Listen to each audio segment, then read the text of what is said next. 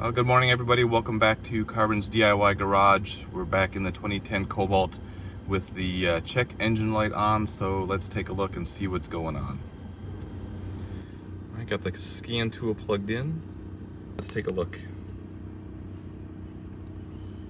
One code, and I'm willing to bet I know which one it is. Yep, camshaft position sensor, bank 1, which is the intake side. Had this on and off for a while now, and I thought taking the sensors out and cleaning them might help, but I think it's actually an electrical problem with the sensor. So we're going to go ahead and replace those. I say those because I'm going to do the intake and exhaust since they're right next to each other and they're pretty inexpensive. May as well get them both out of the way. So we're going to be doing that today. So let me orient you just a little bit. Obviously it's the engine with the engine cover removed. Over here on the passenger side, spin you around. These are the camshaft position sensors. Got the intake side, and it's got, probably won't see it right now, it's got a gray top on it, and then this is the exhaust side, and it has a black top.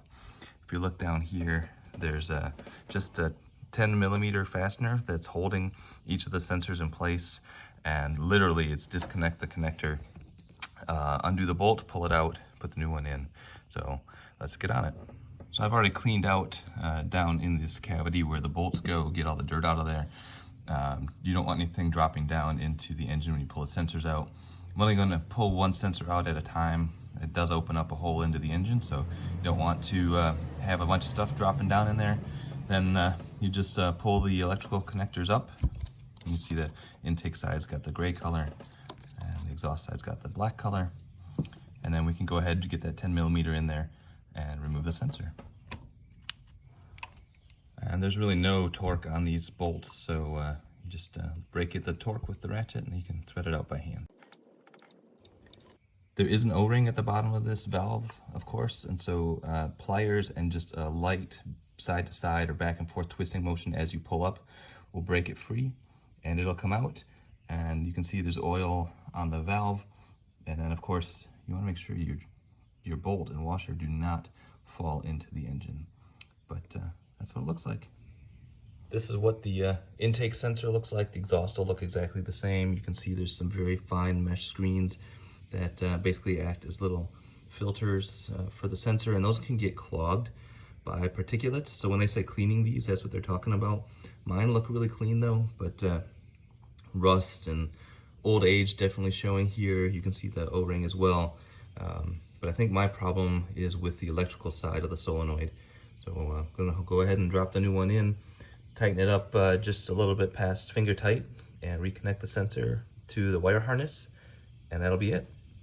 Here's the new sensor. I'll leave a link in the description of the sensors that I got off of Amazon, but you can see it comes with a new bolt, and it looks nice and pretty and clean. And so what I'm going to do is actually going to need both hands to do this, but I'm going to put a little bit of oil on that O-ring and then drop it in just so that the bolt can start to engage. And I'm going to engage the bolt just a little bit and then push the sensor the rest of the way down, and that way that bolt hole stays lined up and the sensor goes in straight.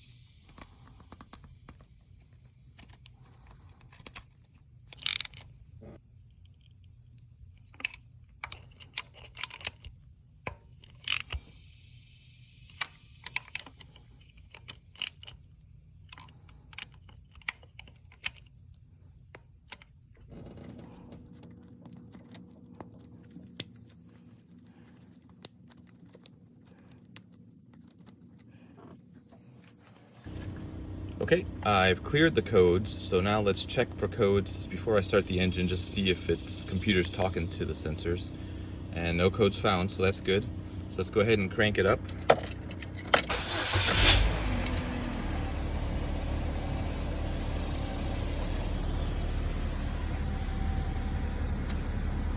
No codes showing on the dash, so that's good.